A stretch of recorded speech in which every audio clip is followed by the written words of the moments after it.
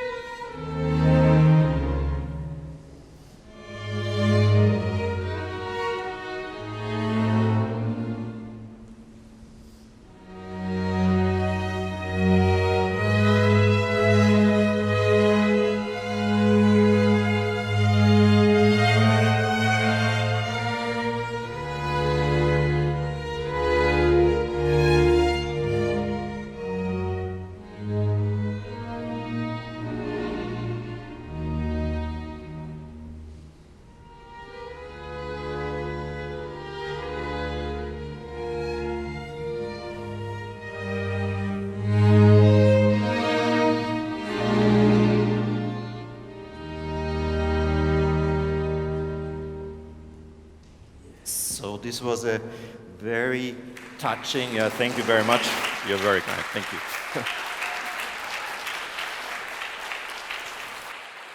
Now we are coming to something which might be not yet heard in the blockchain world, which is, what is art? What is multi-art? Well, basically, we speak of 7 forms of free art: architecture, sculpture, then we have, of course, the visual arts, music, literature, dance, and cinema.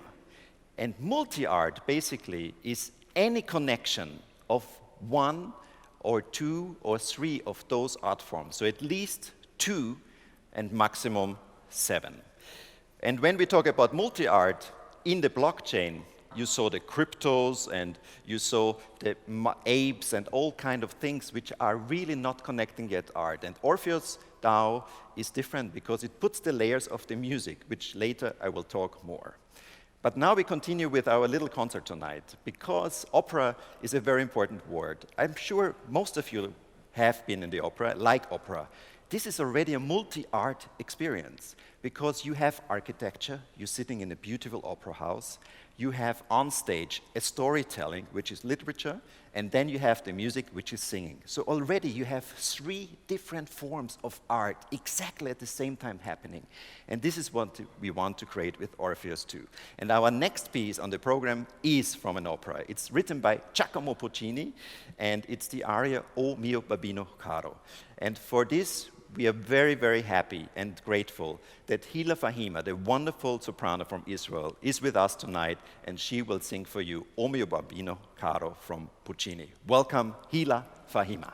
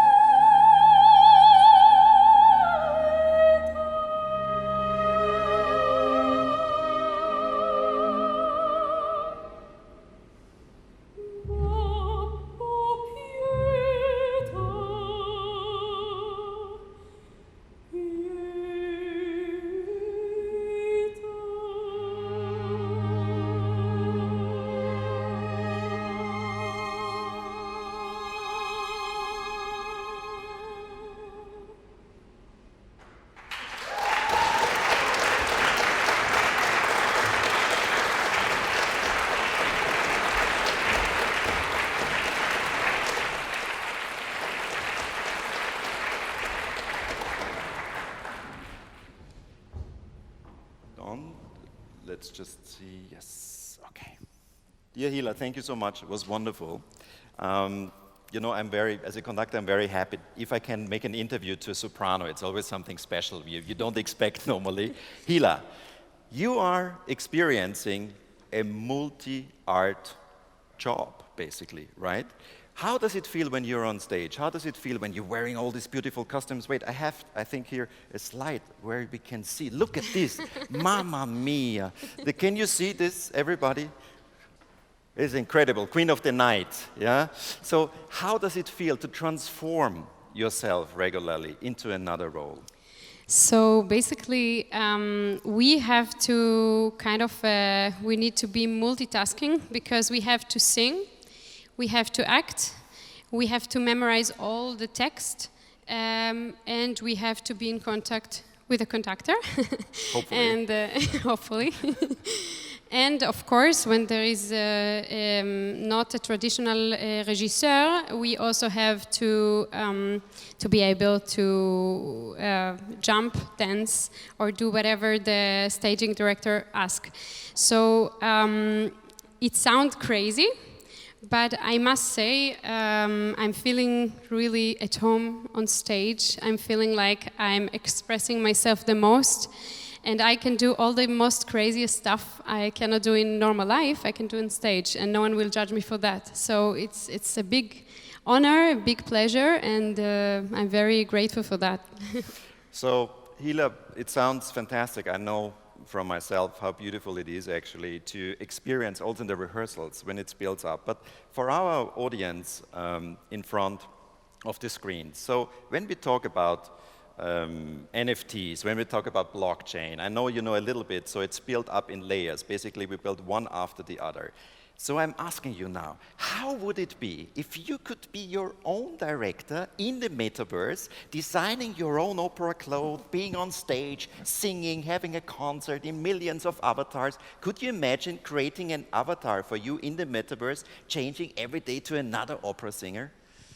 Well, it sound really a bit scary, a bit crazy, because of course we've never done such a thing. But as long as we keep the traditional place of the opera, I would be very open to try. And and I must say we all experienced. Lockdown at home, and suddenly all the opera houses were closed, and we had to find our own way to still sing and experience ourselves. And this media, this singing online and show ourselves no matter what, it's super important, because I think for now for our days, it's something that's necessary to also keep contact between artists and be united. Thank you so much, Hila. And we talk a little bit later. Please stay with us. But now I would like to introduce, yes, Hila, bravissimo. Thank you so much.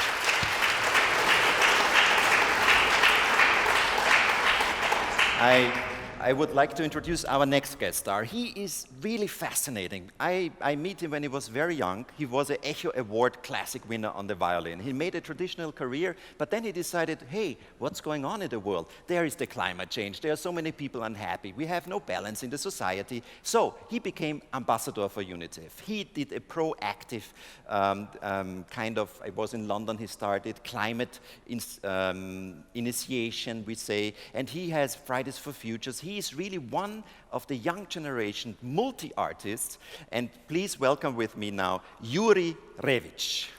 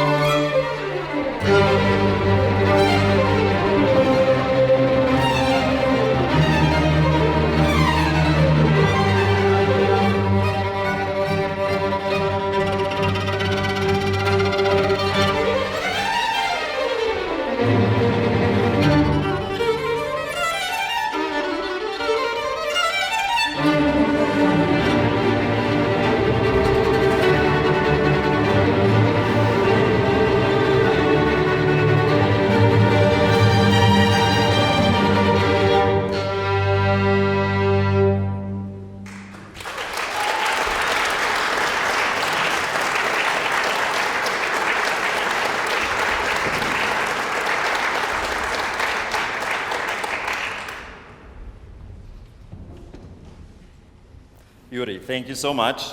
Thank you. Now we welcome you here, but before we talk about your project a little bit, the latest projects, tell us, how did this all start? How did your amazing initiative start? Which one of the many? Yeah, exactly. Yeah, so let us a little bit know your story, please. Well, my story is very traditional, actually. I'm coming from the generation of violinists playing violin since the 19th century. And, you know, it's a beautiful job, and I'm really happy. But then at some point I was also thinking, you know, let's do something new, let's think out of the box, you know, let's bring different art forms together, let's create different things. And, well, I mean, that's what I'm doing. I'm basically creating. And that's also how I started to compose my own music, because I felt like it was not enough for me just to perform music which is composed by the people who died 200 years ago, but also like to do something new and fresh. Well, I mean, it sounds funny because we just played the piece which was composed 300 years ago.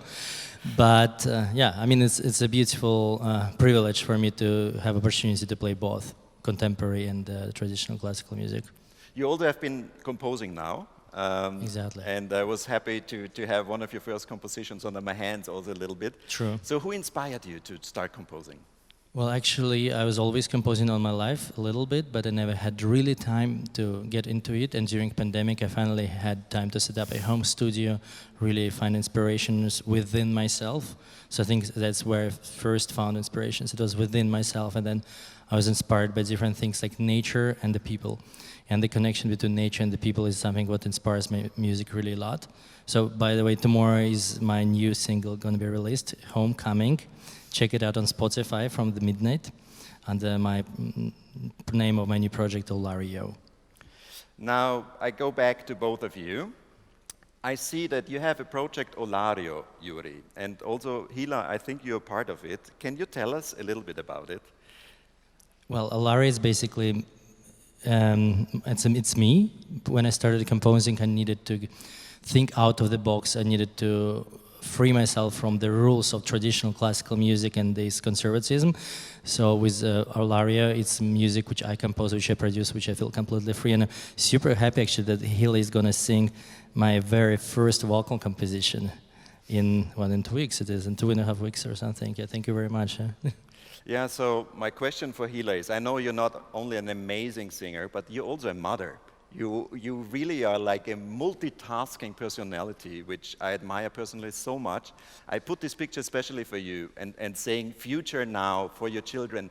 Tell me how important it is for you personally to reach out for the young generations. Like we are here to do something also for the young generation. How important is it for you? I honestly think that, first of all, whenever you challenge yourself, you prove also to yourself things that you didn't know you're able to do. So if I'm also a mother at home, doesn't mean that I cannot go and work and sing and have a career myself. This is part of our modern times. And of course, the young generation, I feel like part of the education you have to give them is also combined with music. That's how I grew up, and I feel like this is a language that they must at least get to know. They will choose later what they want to do, but this is something that you cannot express in words, this thing that you get from music, from art. So for me it's super important to also at least my child, to show him also as much as possible concerts, and he's actually watching us at home now because he didn't want to go to sleep and he couldn't come here. I felt like it's not yet, he's 3.5. Yeah, so I feel like this is definitely an important and a big part of educating the young next generation. So, question for both of you, the last question. Multi-art, blockchain. When we look at this development that you can share basically all around the world without any efforts, all your passions. So we talk now about the art passion. What are the chances? What do you see? What could change that we make it a better future with blockchain?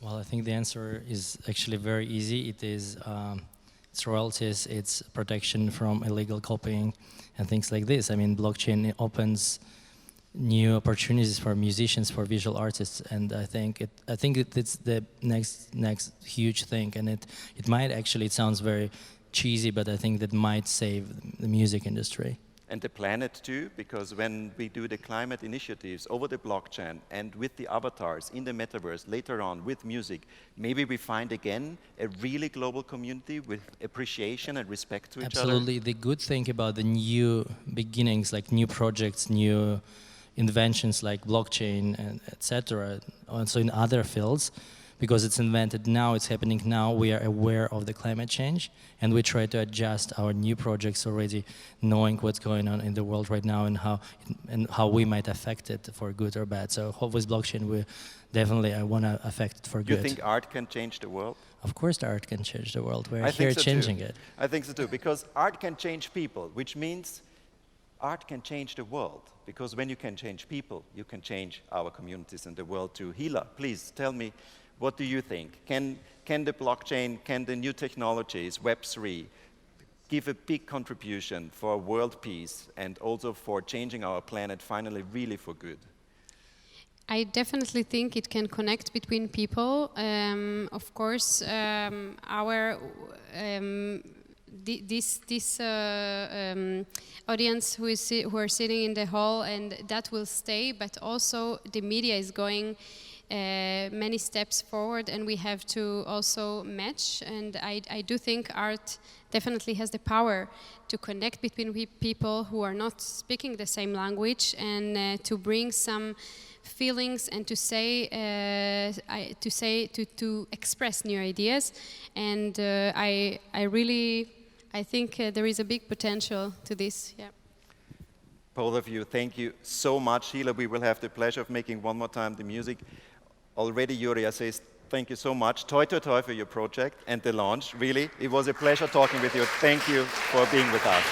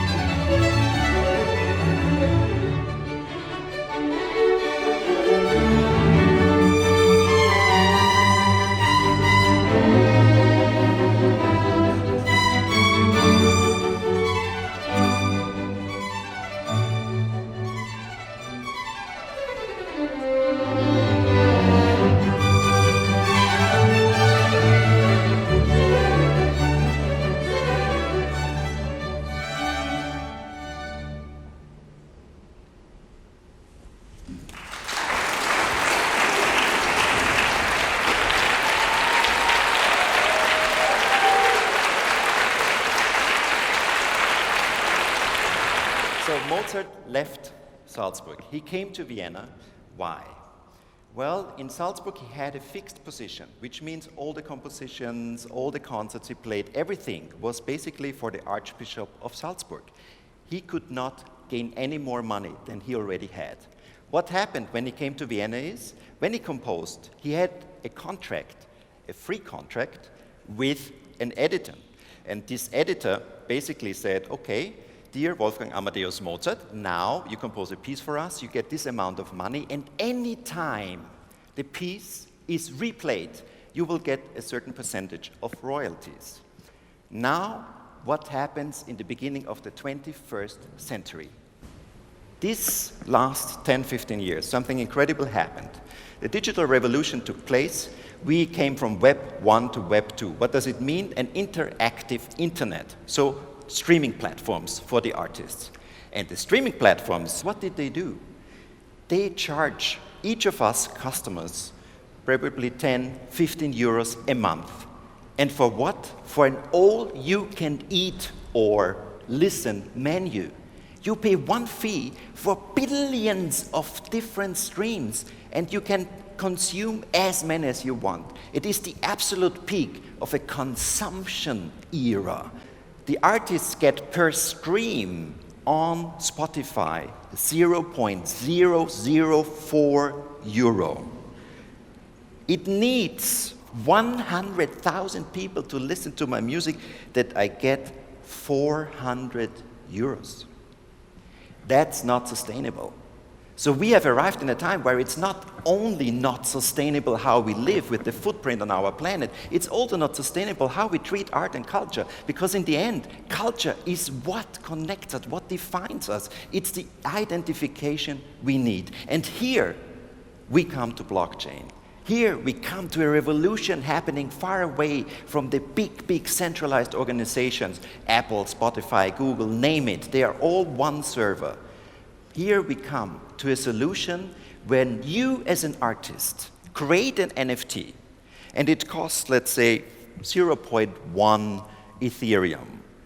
It means one NFT generates around maybe today's 180, 200 euros.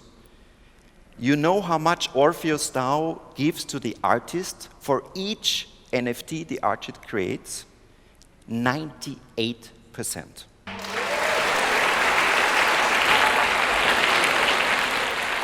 The artist gets 98% of the first sales, and now, this is like Wolfgang Amadeus Mozart, when the NFT of the artist is resold later on, the artist still gets royalties. I told you we're in partnership with Articu, and Articu was wonderful in making us understand from Orpheus team that actually when you go into the marketplaces internationally, you give a fair share to the marketing team, to the also orchestra. It's very interesting for the orchestra. The musicians of the orchestras usually for recordings don't get any royalties at all. You have to imagine, they get paid a certain fee, right? Yeah, they get paid a certain fee. Oh, here, you do a recording for us, ciao. No royalties. It can be a hit. It can be played 1 million times in the radio. You get any money out of that? No. We need to change that. We need to start to think again for the humans. We need to see that our souls are important. And I quoted here Albert Einstein, which is quoted a lot. He says, imagination is more important than knowledge, as knowledge is limited to all we know and understand, while imagination embraces the entire world and all there ever will be to know and understand. Welcome to blockchain technology. For the future, you know, we have to talk about the music, the musicians, and everybody. And let's please welcome on stage now the host of this evening, giving us this place. And he's wonderful. We created together the Vienna Art Network, also with the wonderful musicians here from the Schloss Schönbrunn Orchestra. Thank you so much for supporting these projects. And I want now to talk with him a little bit for everybody to understand what's going on at the moment in the analog classical music world. Please welcome on stage Peter Hossek.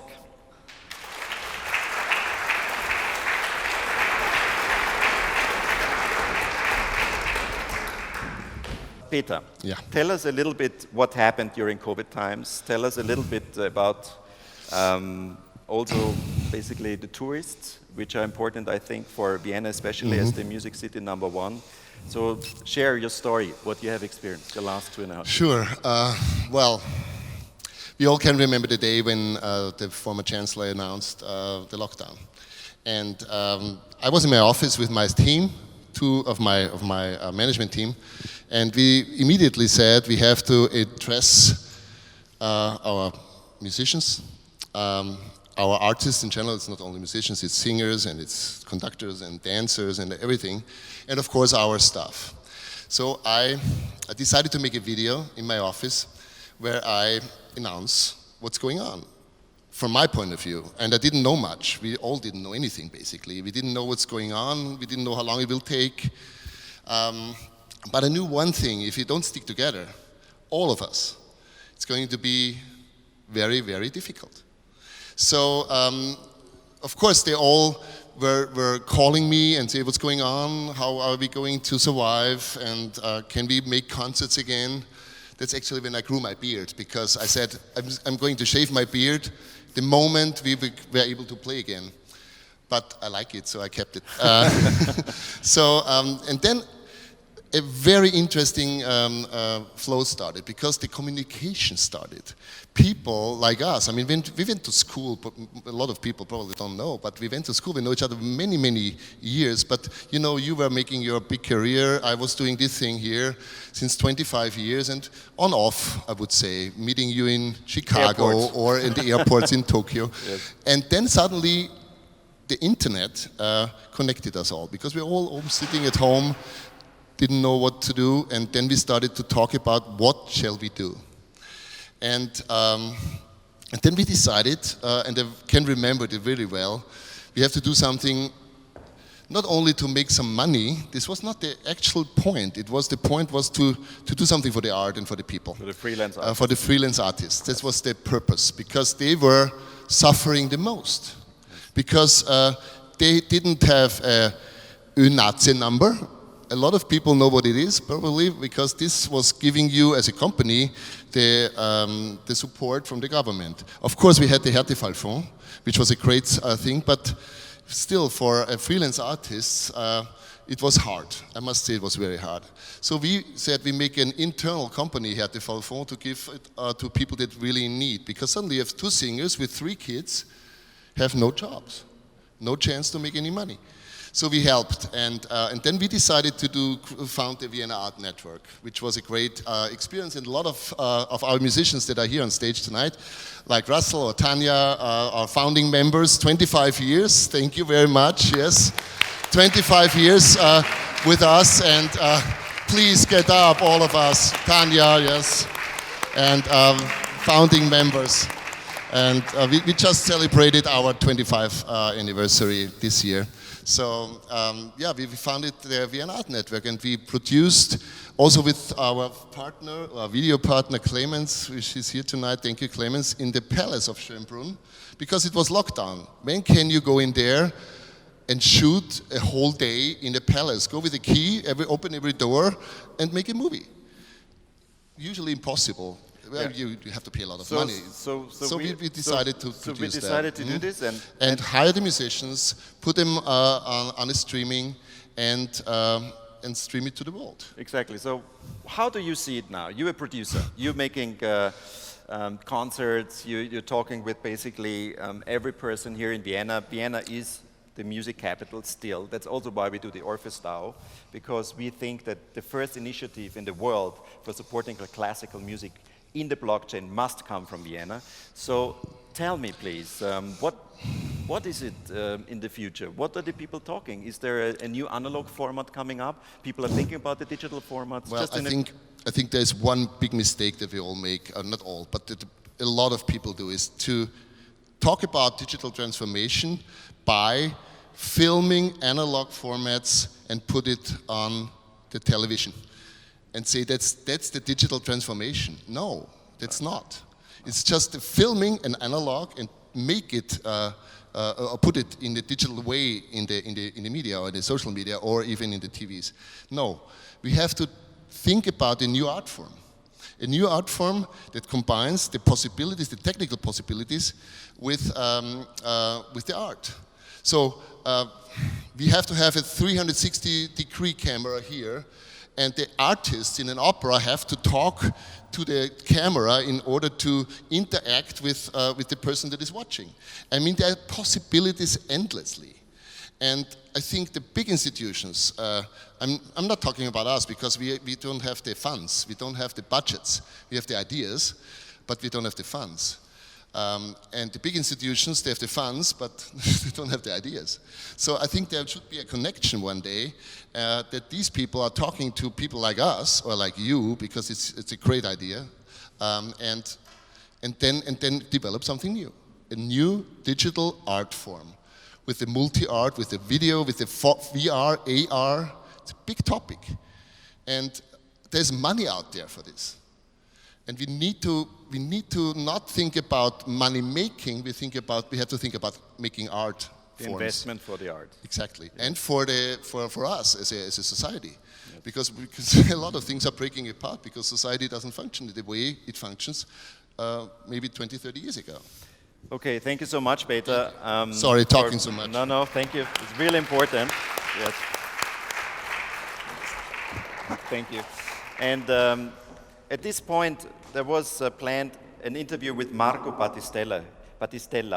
In front of our audio equipment back there, he said he cannot leave because of the live streaming. But at this point, I would like to thank our amazing team. They are supporting us really with their time and all their helping hands back there. Thank you so much, Marco Battistella and Clemens Fischer from Dalai Lama, for making this possible tonight. They are sitting back there. Thank you so much. Now we continue. Hila will be coming back, and this time she sings a song from Israel, her home. And this is, for me, very touching, because I think that the blockchain really has the possibility to connect all cultures, to take away all the values which you think you have to put on other cultures. It's really about humanitarian values. We have to get closer together. We have to respect each other's culture. It's so beautiful to share. Just imagine you share a food from all different kind of countries. I'm traveling around the world all the time. Sometimes I don't like the food at all, I tell you. And I don't tell the countries right now. But I tell you, it's really fascinating to try it. And can you imagine you could all experience this in the metaverse? You can experience in Web3, but not centralized. Not that Google is giving you a suggestion, but actually you talk from people to people. So sharing culture is one of the main issues of OrpheusDAO with art. And please welcome again now Hila Fahima for singing her Israeli song.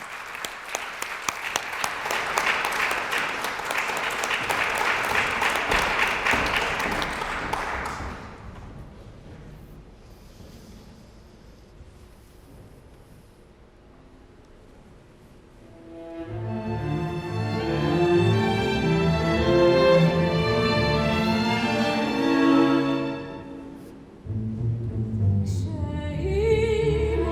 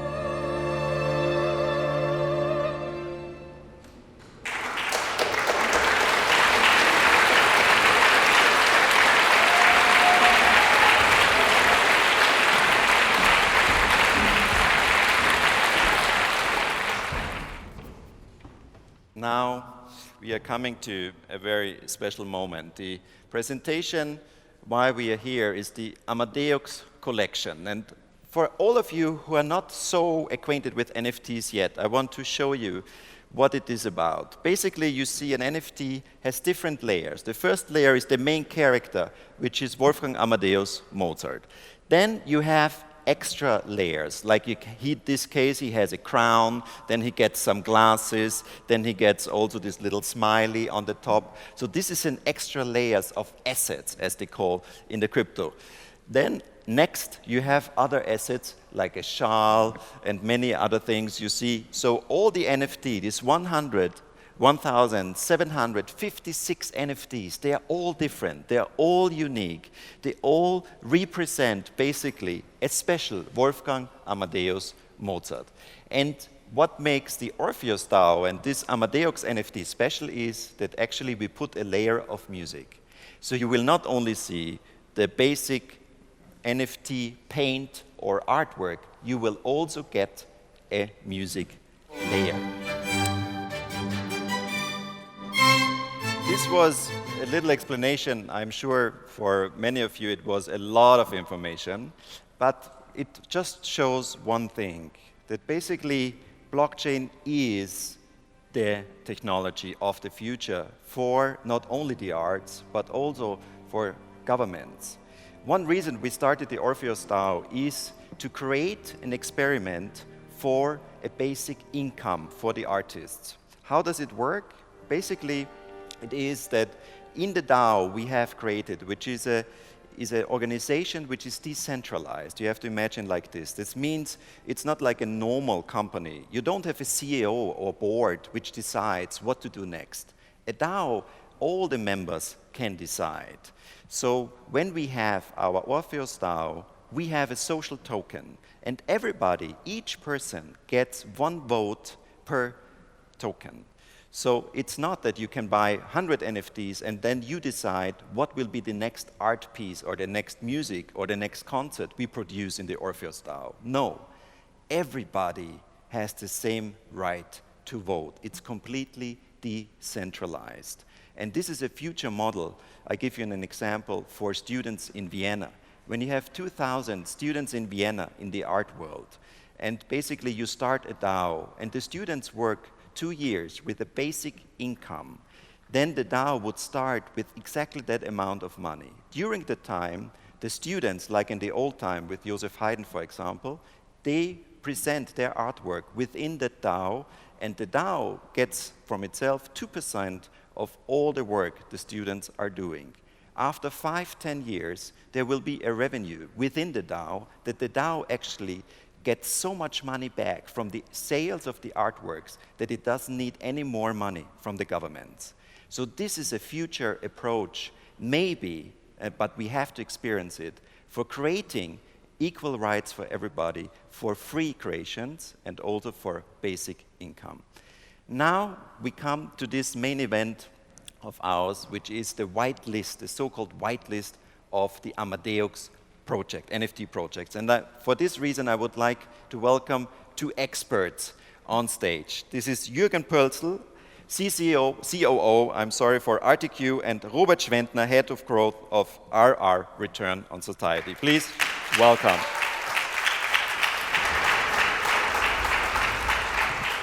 Jürgen, tell me a little bit about the vision of RTQ. Tell me a little bit about what is your mission in the Web3 and in the blockchain and with the arts? Well, thank you so much, Sasha. Before I start to talk about RTQ, I really want to thank you for organizing this whole event, for us as RTQ having the honor being part of this journey, and for this perfectly organized artist, musician, everything comes together perfectly, and therefore I would say we deserve to give Sasha a great round of applause. Thank you. No, thank you.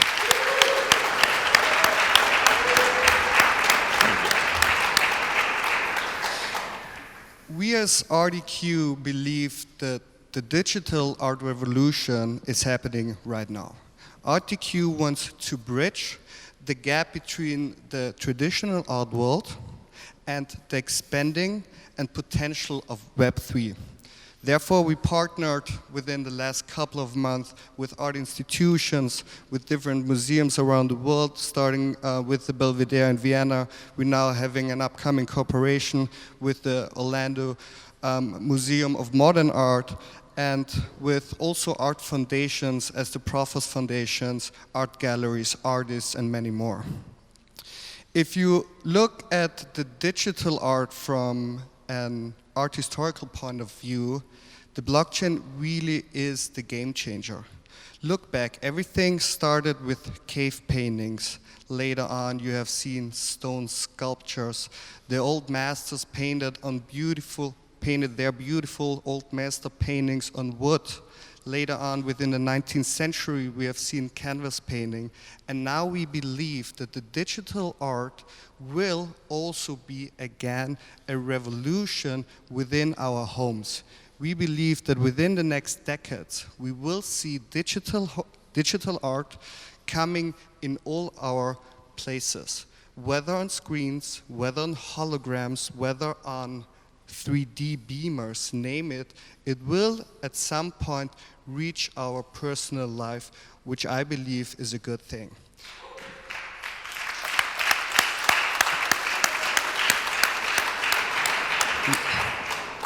Digital art by itself is not a new thing. I mean, digital art started with the internet, with the computer revolution, let's say 35, 40 years back.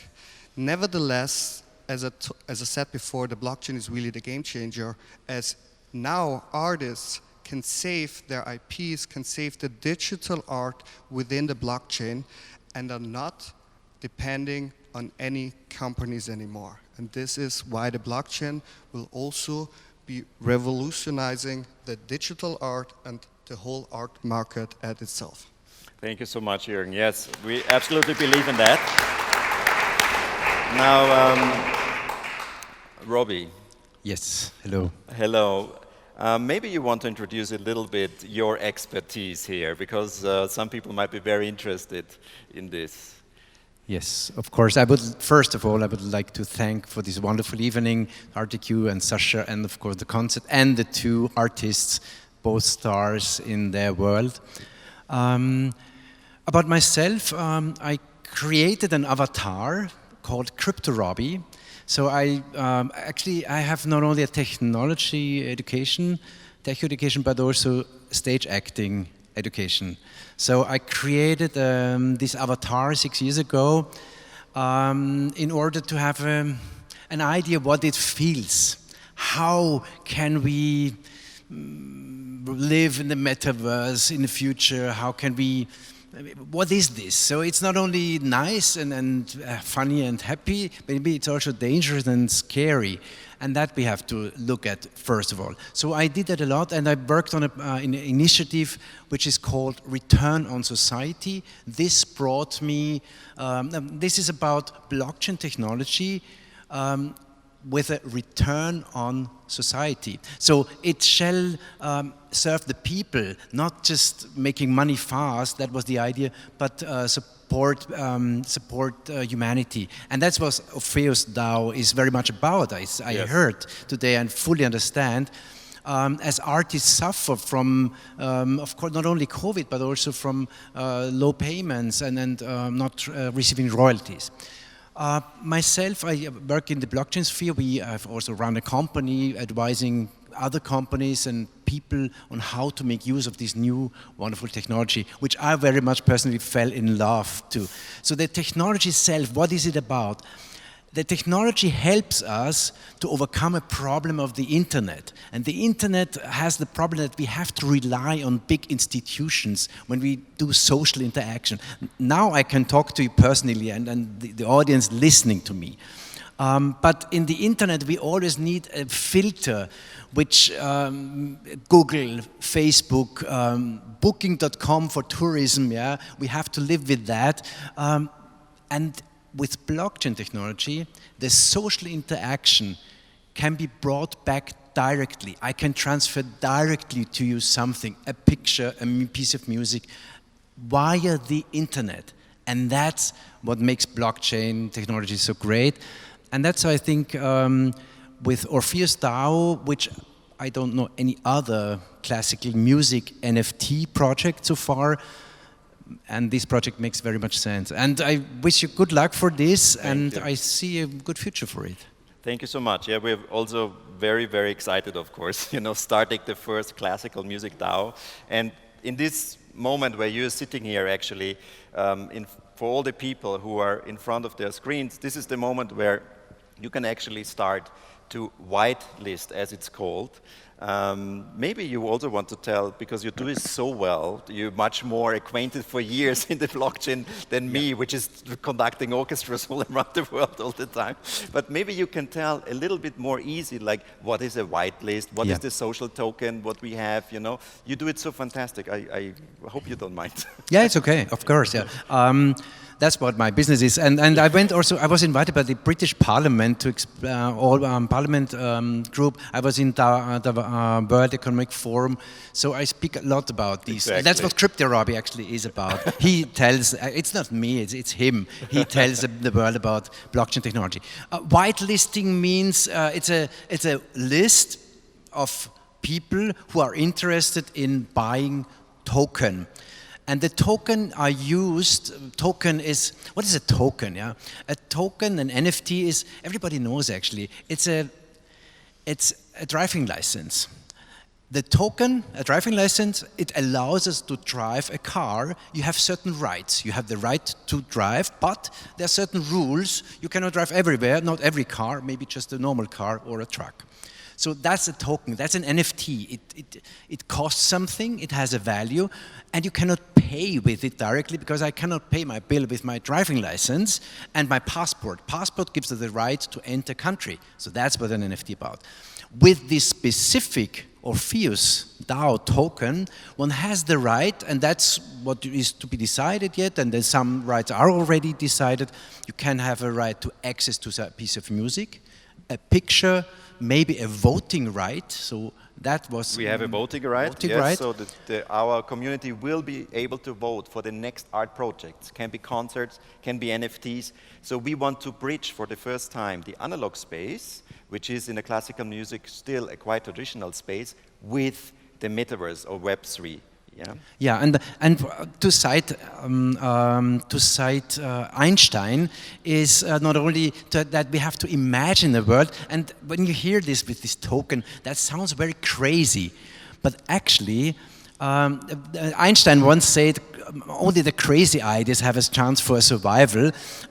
So it's what I see is that with the token, with these new ways of participating in the metaverse, in an internet-based world, we have the possibility to do social interaction via the internet and don't rely on any big institutions, monopolies we have heard already. So the whitelisting gives us the possibility to access and get this token and also participate in the DAO, the Distributed Autonomous Organization. That's a new form of organization which has no boss, no conductor. But I mean, yeah, interesting, yeah. But of course, it always needs somebody to invent it and to start it. So every decentralized organization starts with a centralized system, but the idea in the long run is there is no boss. Like the internet, there is no boss of the internet so far, yeah? So it's a new, maybe life form, a new organism we create and which mixes up with humanity. Thank you so much, Robbie. Yeah, that was fantastic. Thank you. Really, really appreciate that. And we are coming now to the official end of tonight. I want to thank all of you for coming here, for putting your time, which is the most and highest value we all have of human beings here on this planet, to really share your time with us tonight, to a little bit, hopefully also diving into this new space of blockchain technology. And in front of the screen, I thank you so much also for joining us and that you are interested in our OrpheusDAO and our first Amadeus. You can whitelist from right now, and with every later on minting of the Amadeus, which will be in a couple of weeks, we will all let you know, all of your money will go 98% directly to the artists, and in the resales also into the DAO, which will support the future of art and culture. Not only in the metaverse or Web3, no. With the OrpheusDAO, we also support the analog forms of art. Thank you so much, everybody. Thank you, RTQ, for supporting us, and see you soon. Thanks. Thank